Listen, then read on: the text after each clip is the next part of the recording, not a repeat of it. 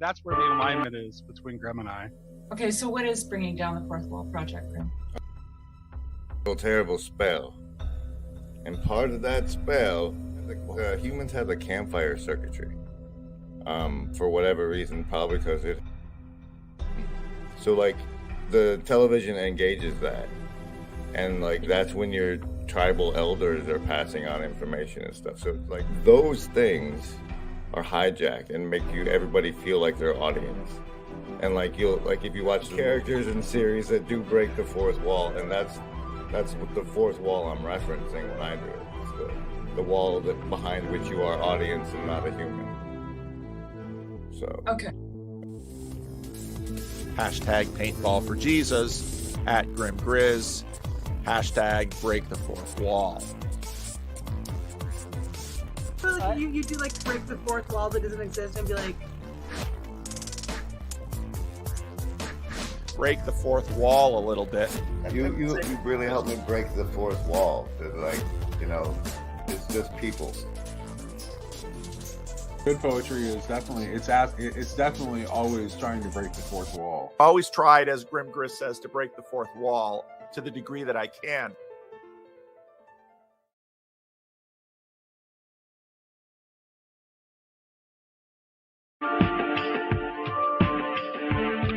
Imagine a world where boundaries blur between reality and fiction, with Mikhail Gorbachev leading the charge.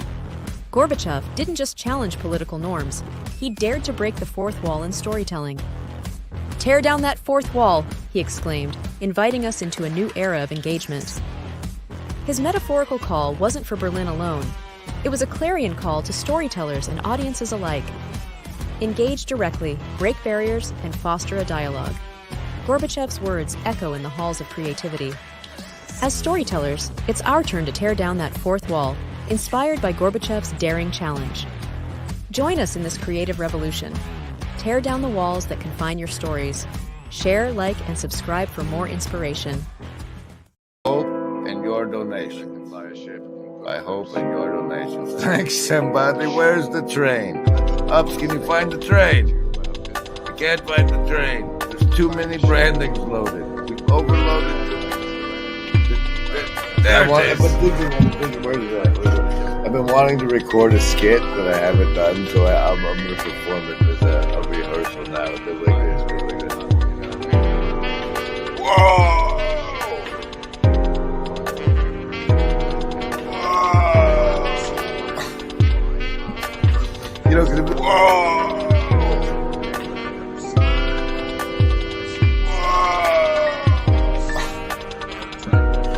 Because if we accentuate what's going on our insides when we're experiencing the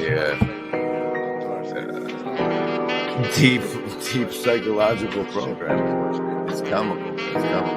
Programming. It's comical. Deep psychological programming? Yeah, it's supernormal stimuli. You're familiar as a person in academia with the concept, right? I have no idea what you're talking about. Okay, stimuli. And us being a scientist, folks, we can Beauregard strawberry it down into the essence of the essence of the essence of the stimuli, and that's super normal. Like, you have to have resistance to mind control to not be suckered into it. And Yeah. No, that makes me think of like these ash line surveys where it's like if you get people together in a group and they you can get people to say that two lines that are clearly very different wavelength because of this need They'd for rather not be an outcast. don't want to be an outcast. That's it. That's a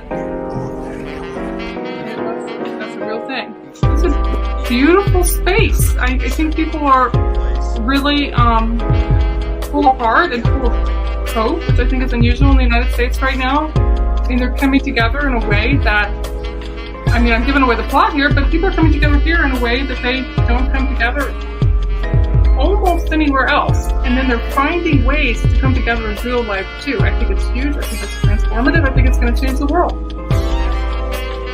I'm on a soapbox now. I don't know. Well, that was great. That was great. That was Clara and Buddy.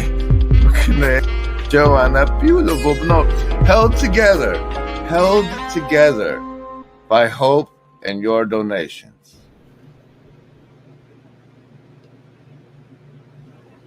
And now, welcome to the Sunday service for October 6th, 2024.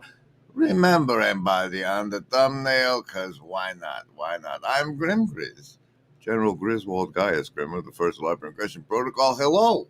I see the assassins have failed. Executive produced by Upcycle Club and at German Philosopher, and maybe now at the German Dragon that we haven't checked. Remember, Embody, there is no agency. We want what's best. And now, one of the most rare events is I've spent 5 minutes slapping together an amateurish attempt at branding for you to enjoy. You have 2 grandchildren right there, and I can't see that a machine will ever feel toward any of its creatures the way you feel about them. That's the one thing that I can't get. Well, I think I could set it up for you, because I'm certain that if I do it, there is a mechanism that can do it. If I can manage to state that in a finite and unambiguous manner, then I think it can be done. And I see no reason why we can't develop a logical relation in time to come. Granted, it's defective at the present time.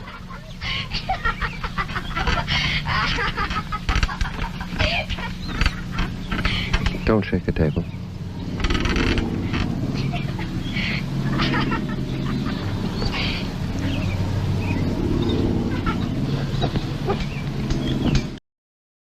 Don't shake the table. We're about to do savings throws. As you know, that's against the mind control. You're swimming in like a fish swims in water.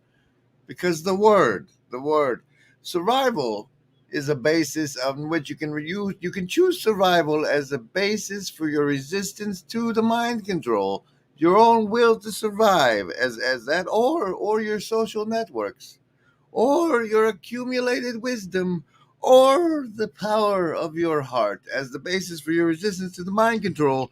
You choose I roll. If it's over 10, you've made your savings throw half damage. Yay!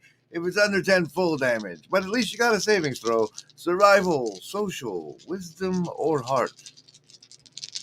Choose. Survival is coming in strong after a heart bump. I saw that dice. A 15 for the survivalist. Socialist, you're going to need your replay comment bonus. That's a 5 for you. You're going to need a +5.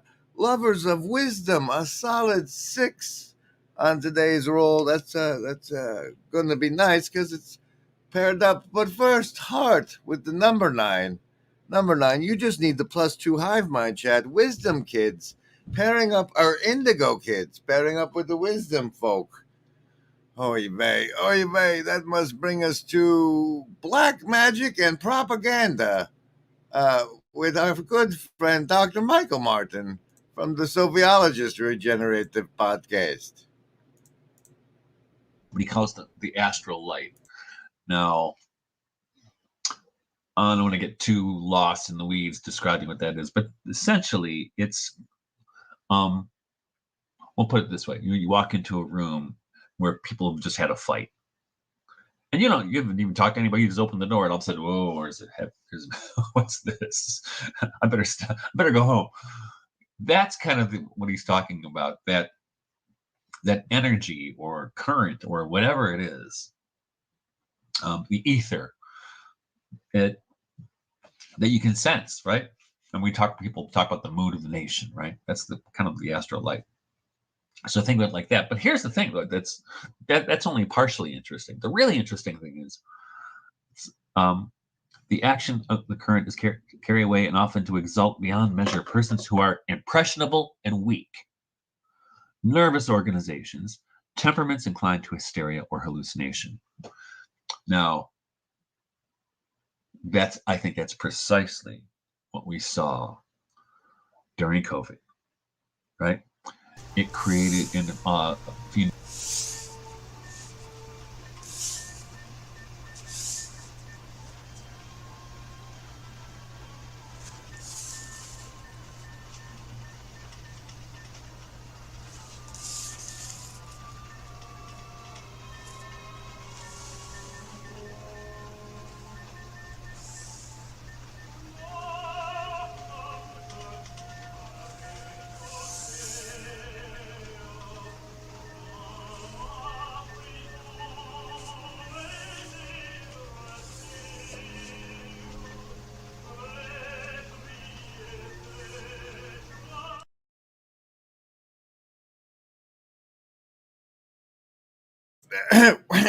Welcome to the Sunday service for October 6, 2024.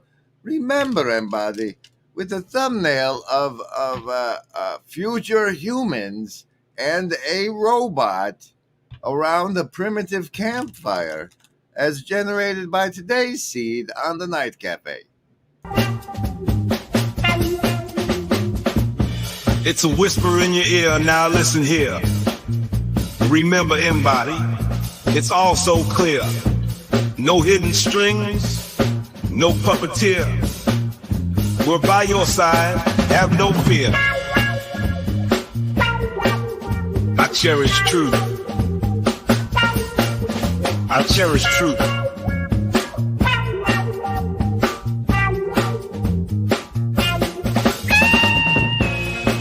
Remember, embody, there is no agency. We want what's best for you.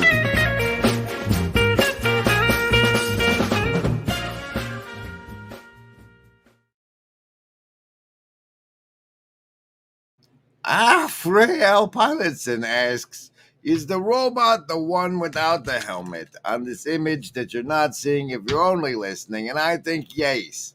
Yes, Ron Copperman Jello, yes. Yes, and Upcycle Club says howdy, like this.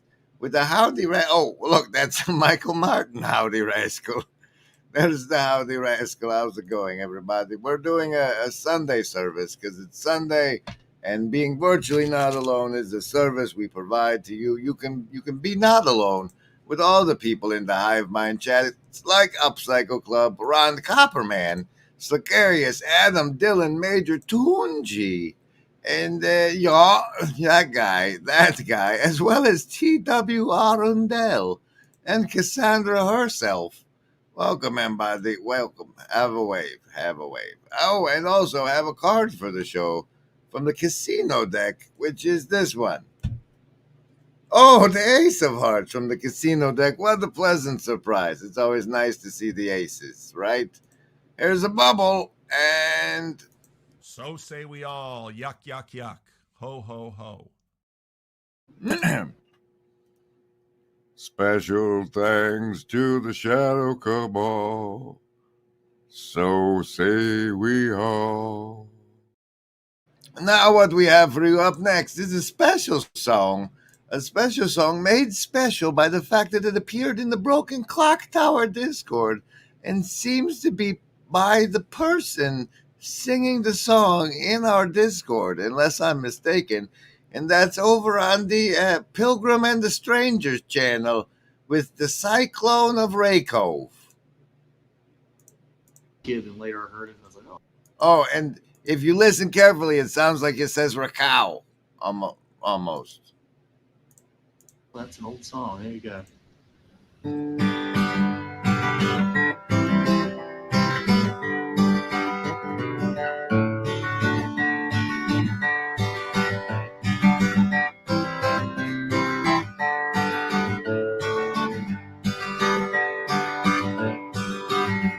I'm gathered around in a story I'll tell.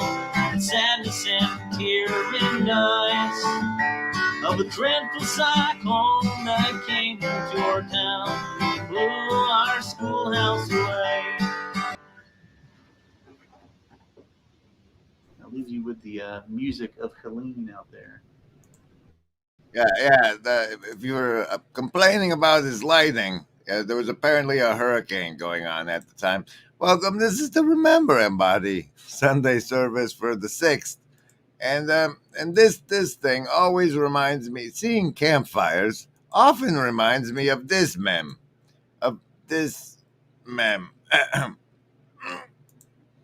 Yes, the planet got destroyed, but for a beautiful moment in time, we created a lot of value for shareholders, as if this whole thing is just an experience generator for divine presences to have experiences. And one of them that we've generated is a post-apocalyptic nightmare where we're sitting around campfires talking about the value that we created for shareholders.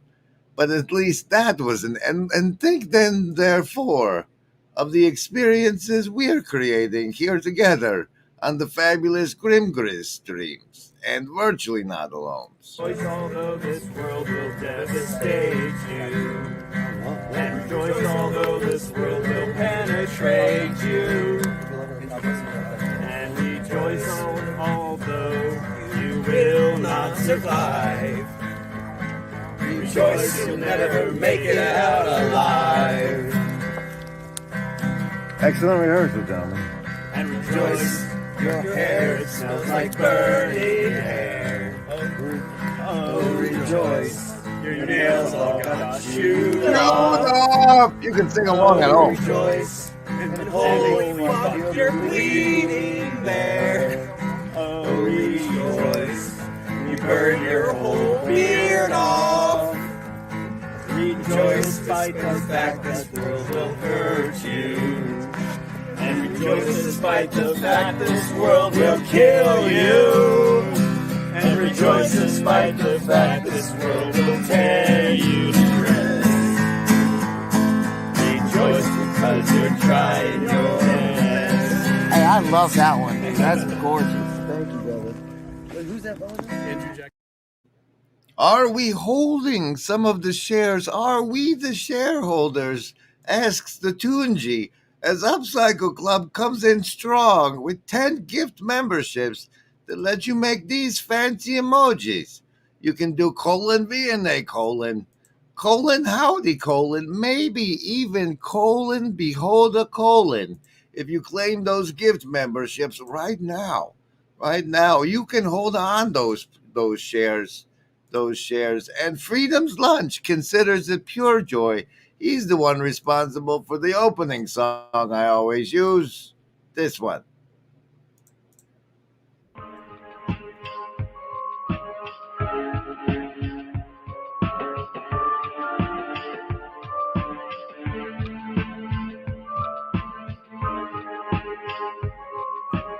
So many colons to use the superpower emojis. Look, there was 6 done by Tunji. You don't put the underscore. That's just something StreamYard does because it's a liar. A liar. Welcome. This is the Remember Embody stream. You're in one. You're in a body right now. If you probably have arms, you can do this to remember. You're embody. People like the talkie hands when you're doing a live stream. The talking hands are very important because some people are just sign languagers. Buy a hat. It's the store I didn't turn on below. Remember it. This we walk past.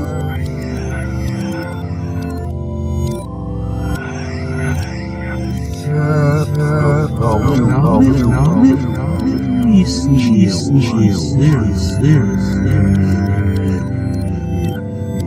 remember it.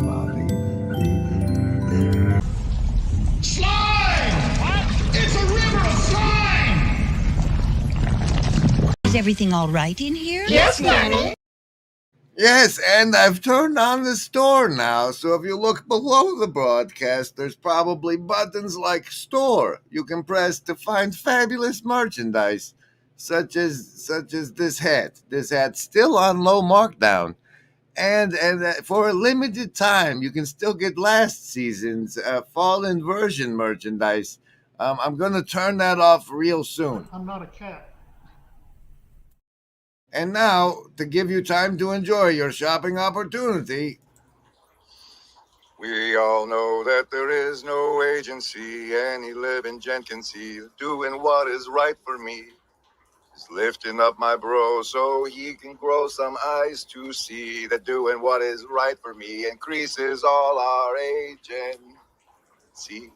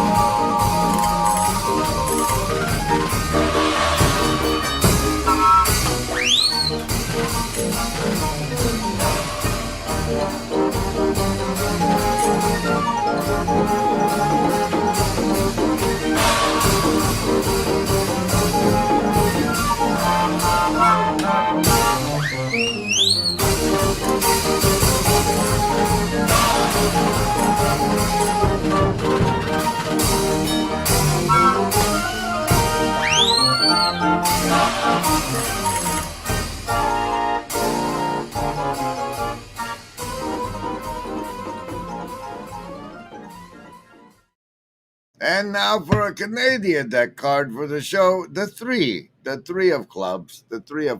And as such, we will club you with what we have planned for the rest of the show. And that is a time-traveling adventure with our good friend Dr. Jordan Peterson. First, we stop back into the Bob Saget days at Harvard with this one. Think about this. It's quite obvious if you think about it for a second with regards to something like the capacity to read silently. Now, it is the case that, well, this is a relatively new talent. I mean, literacy is a new talent, right? Most people weren't able to read 500 years ago. It's only been 500 years, and only for a little bit of that the capacity to read has been widespread. And the capacity to read silently is a relatively new development in human history. Now, it's a peculiar thing if you think about it, that nonetheless, the capacity to read silently localizes to a specific part of the brain, which is to say, it's as if you have a part of the brain that's evolved for that purpose. It's the same place in everybody, more or less. There are individual variations. There are differences when people are lateralized differently, but all that aside, if you learn to silent read, there's a part of your brain that specializes for that, and it's pretty much the same place in everyone, and it wasn't there, or what you need, especially right before you're born. And environment prunes your brain down to its adult configuration. So, although of course you develop connections as well, but you lose a lot of neurons. So, and by the time you're an adult, your brain is nowhere near as flexible as it was when you were a child. And if you sustain damage to certain parts of your brain that are already specialized, well, you know, then you have the damage and you can work around it and all that, but it can still be really permanent. Question. So that's sort of Lamarckian in its. Yeah, that's right. That's a good comment. Because the brain adapts, whereas the body. Yeah, that's a great comment. You know, and if you start thinking about that, it has really revolutionary implications. So you can say, for example, if I have an idea that's really radical and say, in a sense, that changes the configuration of my cortex, I can transmit that, maybe not to you, maybe your brain is already fixed, so to speak, but down the generations and alter the structure of brains henceforth. So you could say, well, ideas can spread throughout a population that way. That's a Lamarckian spread. But even more interestingly, I think, is, and this is speculative, of course, but let's say that there are certain types of revolutions in thought that are actually the consequences of biological mutations. So you could say that, well, you're a particularly odd sort of person from the genetic perspective, and as a consequence, you think in a very, very unique manner. But the thing that's so interesting is that if you can still communicate those thoughts, then the effect of that genetic mutation can be transmitted throughout the population without any biological alteration at the genetic level at all. So that's really something. The list? Something Yes, that's any of the interesting. first level ones. I'm gonna get a soda. Anyone want one? Hey, Graham, I'm not in the room, right? What room? I want to cast Magic Missile. The room where he's casting all these spells from. He hasn't cast anything yet. I am, though, if you'd listen. I'm casting Magic Missile. Why are you casting Magic Missile? There's nothing to attack here. I'm attacking the darkness.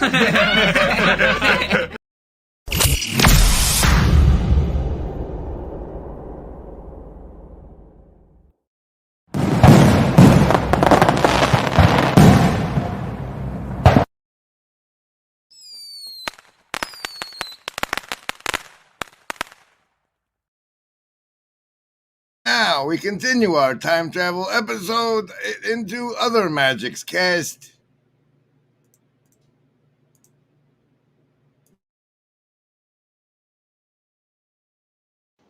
We're going to talk about frogs. That's right. Yeah. So yeah, okay? So yeah, when I saw the video that you put up, was it 2 days ago now? I think. Yep. Yeah, 2 days ago. I couldn't believe it. Yeah, and the next morning I got an email from my brother who also studies symbolism and is a very smart person, and he said, "Does Jordan know he's incarnating Pepe right now?" Yeah. Well, the funny thing is, I knew about Pepe, but I had nothing like that on my mind when I made the video. It never even entered my mind that was an association. I mean, I was just concentrating on this Kermit thing that had popped up. That probably popped up about 2 years ago. And the first time someone said that, I thought, huh. So I went and listened to Kermit and I thought, oh yeah, I do have a voice that's similar to that. I can get it lower, but my voice tends to rise up into my, it's because of tension. So this is it. We need to do the metaphysics of Pepe. No one has done it yet, I think. Yes, exactly. Well, and so, and then the strange occurrence, of course, also emerged with regards to the mask that Charles had made me, or the hat. Yeah, which looks like Pepe. I know, it even has red lips, which is staggering. It's absolutely staggering. And so I just about fainted after I posted that, and people pointed out the correspondence with Pepe. Really, I just about fainted. And that doesn't happen very often. Like I can only remember one other time in my life when I was shocked enough to almost faint. I just thought that was just too much. It was too much to bear. And then thinking about the frog correspondences since then, it has been, well, it's inexplicable and absurd. But so much of this is inexplicable and absurd. I don't know. I tweeted something yesterday. I looked up Maps of Meaning, my book, on the Amazon seller lists to see where it was located, and it was number 8 on books that are associated with behaviorism. Yeah, and it was bracketed by 2 other books, Mazarine Banerjee's book, and she's the person who invented the IAT that's been used to ferret out unconscious bias. Oh my goodness! And the other one was a book by Richard Bandler that I think was called Frogs and Princesses. And then to find out about Keck, I didn't know about Keck, and anyways, it's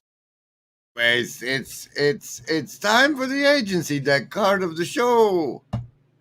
The four of man, we're getting clubbed today. We are getting clubbed today. Let us time travel just a bit farther into the present day for this one. So you laid out 3 policy areas where you felt that you could work with President Trump very effectively: health, speech, and peace. And we've spent a fair bit of time concentrating on free speech and on peace and war. And I think we'll turn to that more, the peace and war issue, on the Daily Wire side in the conclusion of our interview. But maybe we could close up, if you don't mind, with some more thoughts on the health crisis. Because one of the things you've done that I think is unprecedented, and that's become perhaps more part of the public discussion since you've teamed up with Trump, is to make public health a political issue. And so you talked about the public health crisis, and maybe you could lay out the dimensions of that crisis. I mean, I know there's an obesity epidemic, there's a diabetes. Before we get into what we're about to get into, I just had a pivotal incitement. No, and what do you call it? An insight, a critical insight by the power of Ups's donation.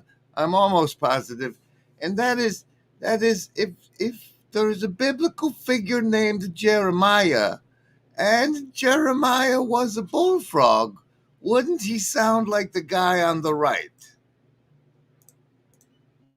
Diabetes epidemic. These are very, very serious problems. And so, but you've concentrated on that in a way that just isn't characteristic of anybody on the political landscape at all. Now it's become an issue that's front and center. And so I'd like to hear more about your thoughts, why you think that's such a fundamental priority, compared to, say, free speech and war and peace. Why health? And what you see, lay out the landscape of the problem and also the landscape of potential solution.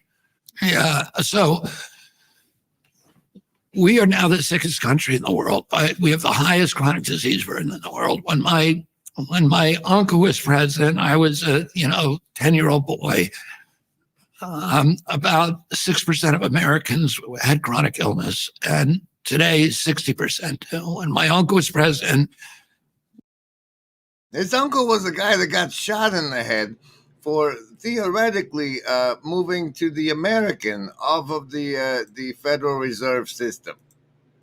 I hope you're feeling virtually not alone as we've time traveled to the various faces of Dr. Jordan Peterson from the Bob Saget. Now, the Bob Saget and the Jerry Seinfeld years, as pointed out by, I don't know, was it Tunji?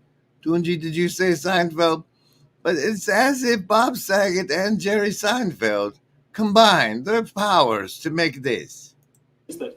What was the 33rd minute? Your behavior with your emotions.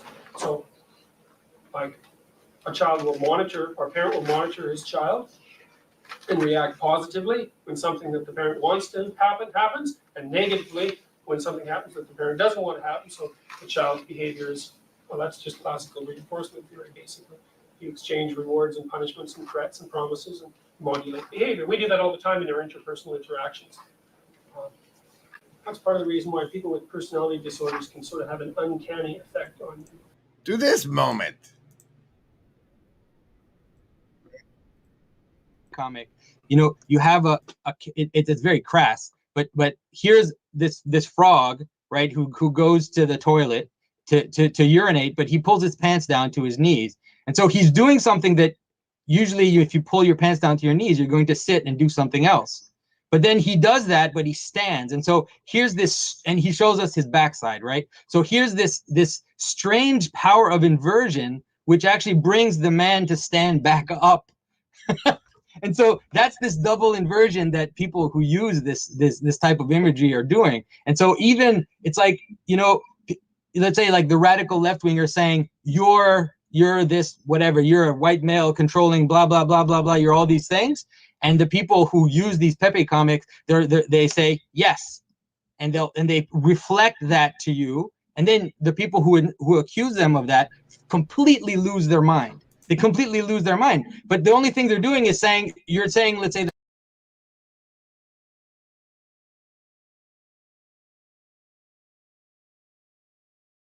we spend zero in this country on chronic disease, zero.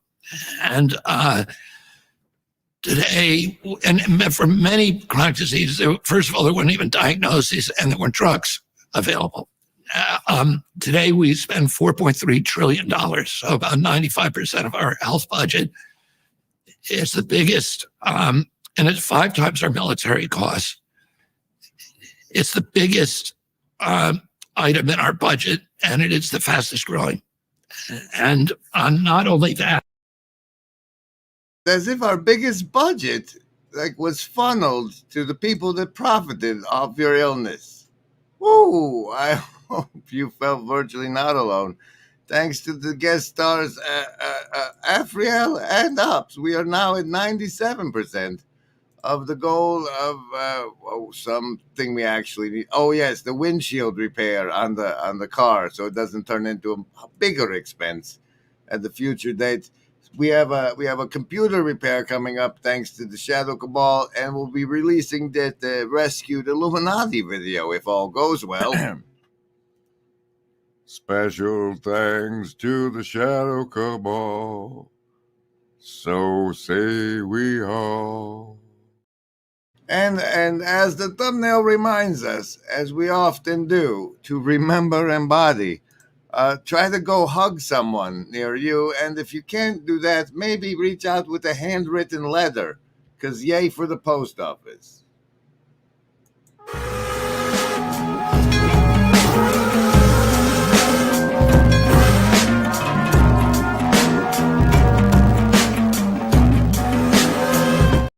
Well, you were, and then Ups gave us a link. We can go to this button to find.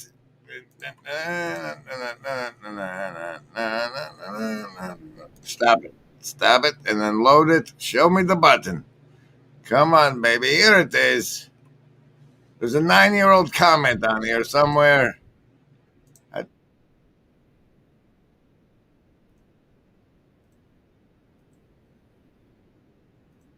Wait, where is it?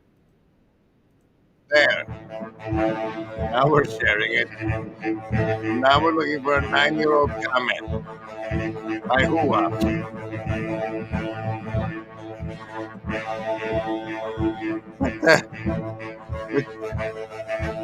Oh my. How is this even? Frogman. There it is.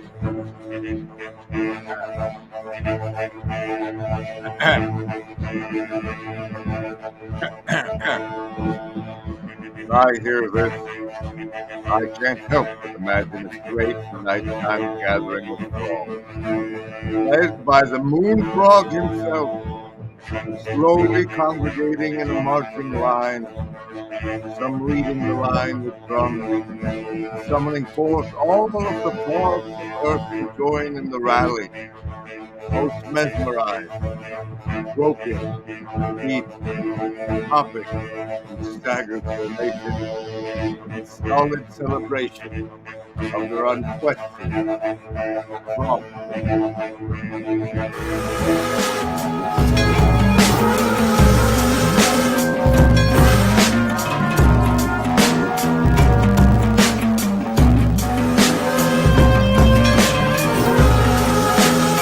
Way to bring it in at the train, bathroom boy.